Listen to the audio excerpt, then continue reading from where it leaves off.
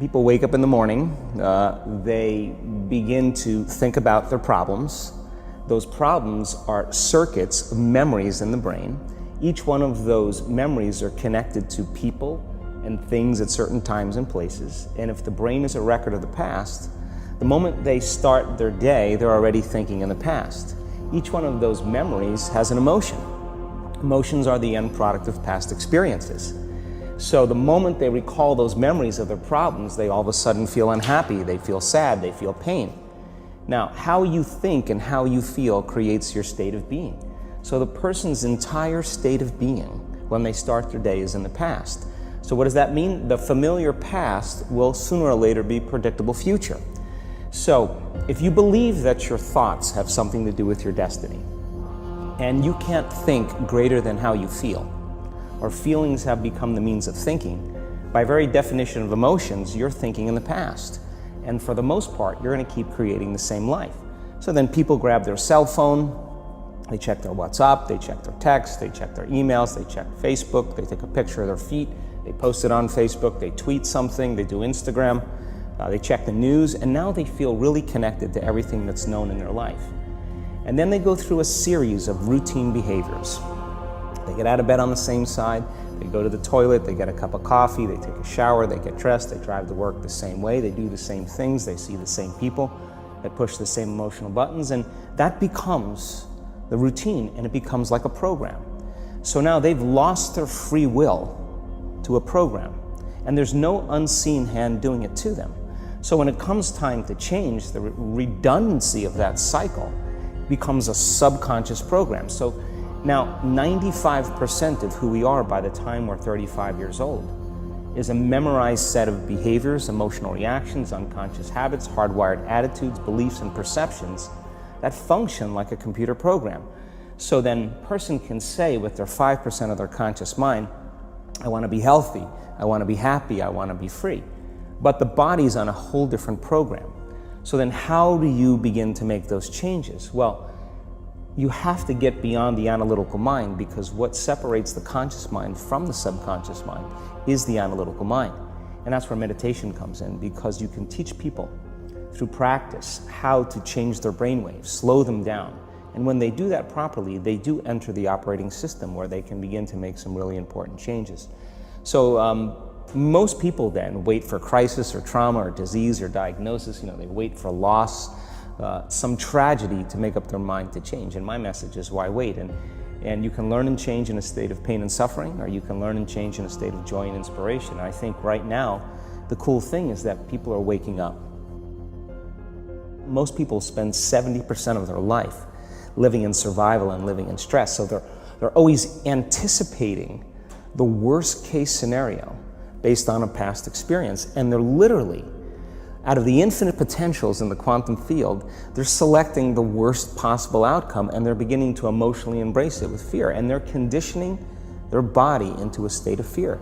Do that enough times, the body has a panic attack without you. You can't even predict it because it's programmed subconsciously. So people become addicted to the rush of those emotions, and they use the problems and conditions in their life to reaffirm their limitation, so at least they can feel something. So now when it comes time to change, you say to the person, why are you this way?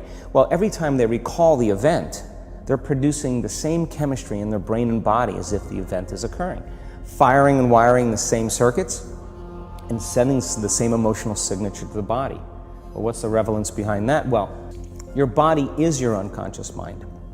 In a sense, if you're sitting down and you start thinking about some future worst case scenario that you're conjuring up in your mind, and you begin to feel the emotion of that event, your body doesn't know the difference between the event that's taking place in your world, outer world, and what you're creating by emotion or thought alone. So most people then, they're constantly reaffirming their emotional states. So when it comes time to give up that emotion, they can say, I really want to do it. But really the body is stronger than the mind because it's been conditioned that way. So the servant now has become the master. And the person all of a sudden, once they step into that unknown, they'd rather feel guilt and suffering because at least they can predict it. Being in the unknown is a scary place for most people because the unknown is uncertain. You know, people say to me, well, I can't predict my future. I'm in the unknown, and I always say the best way to predict your future is to create it. Not from the known, but from the unknown. What thoughts do you want to fire and wire in your brain? What behaviors do you want to demonstrate in one day? The act of rehearsing them mentally, closing your eyes, and rehearsing the action. Rehearsing the reaction of what you want, or the action? The action of what you want. By closing your eyes and mentally rehearsing some action. If you're truly present, the brain does not know the difference between what you're imaging and what you're experiencing in 3D world. So then you begin to install the neurological hardware in your brain to look like the event has already occurred. Now, your brain is no longer a record of the past. Now it's a map to the future. And if you keep doing it, priming it that way, the hardware becomes a software program. And who knows, you just may start acting like a happy person. And then I think the hardest part is to teach our body emotionally what the future will feel like ahead of the actual experience. So what does that mean? You can't wait for your success to feel empowered. You can't wait for your wealth to feel abundant. You can't wait for your new relationship to feel love, or your healing to feel whole. I mean, that's the old model of reality, of cause and effect, you know, waiting for something outside of us to change how we feel inside of us. And when we feel better inside of us, we pay attention to whoever or whatever caused it. But what that means then is that from the Newtonian world is that most people spend their whole life living in lack, waiting for something to change out there. What do you mean the Newtonian world? Newtonian world is all about the predictable. It's all about predicting the future. But the quantum model of reality is about causing an effect. The moment you start feeling abundant and worthy, you are generating wealth. The moment you're empowered and feel it, you're beginning to step towards your success. The moment you start feeling whole, your healing begins. And when you love yourself and you love all of life, you'll create an equal. And now you're causing an effect. And I think that's the difference between living as a victim in your world, saying, I am this way because of this person or that thing or this experience. They made me think and feel this way. When you switch that around, you become a creator of your world, and you start saying, my thinking and my feeling is changing an outcome in my life. And now that's a whole different game, and we start believing more that we're creators of reality. And most people, when they have a thought, they just think that that's the truth. And I think one of my greatest realizations in my own journey was, just because you have a thought doesn't necessarily mean it's true. So if you think 60 to 70,000 thoughts in one day, and we do, and 90% of those thoughts are the same thoughts as the day before, and you believe that your thoughts have something to do with your destiny, your life's not going to change very much, because the same thought leads to the same choice leads to the same behavior creates the same experience, and the same experience produces the same emotion. And so then the act of becoming conscious of this process to begin to become more aware of how you think, how you act, and how you feel. It's called metacognition. And so then, why is that important? Because the more conscious you become of those unconscious states of mind and body, the less likely you're going to go unconscious during the day. And that thought is not going to slip by your awareness unchecked, because it means to know thyself. The word meditation means to become familiar with. So as you become familiar with the thoughts, the behaviors, and the emotions of the old self, you're retiring that old self. As you fire and wire new thoughts and condition the body into a new emotional state, if you do that enough times, it'll begin to become familiar to you. So it's so important, just like a garden. If you're planting a garden, you got to get rid of the weeds. You got to take the plants from the past year and you got to pull them out. The rocks that sift to the top that are like our emotional blocks, they have to be removed. The soil has to be tenderized and broken down. We have to make room to plant a new garden. So primarily, we learn the most about ourselves and others when we're uncomfortable. Because the moment you move into that uncomfortable state, normally a program jumps in. When that program jumps in, it's because the person doesn't want to be in the present moment and engage it consciously. If you're not being defined by a vision of the future, then you're left with the old memories of the past, and you will be predictable in your life. And if you wake up in the morning and you're not being defined by a vision in the future, as you see the same people and you go to the same places and you do the exact same thing at the exact same time, it's no longer that your personality is creating your personal reality. Now your personal reality is affecting or creating your personality. Your environment is really controlling how you think and feel unconsciously, because every person, everything, every place, every experience has a neurological network in your brain. Every experience that you have with every person produces an emotion. So some people will use their boss to reaffirm their addiction to judgment. They'll use their enemy to reaffirm their addiction to hatred.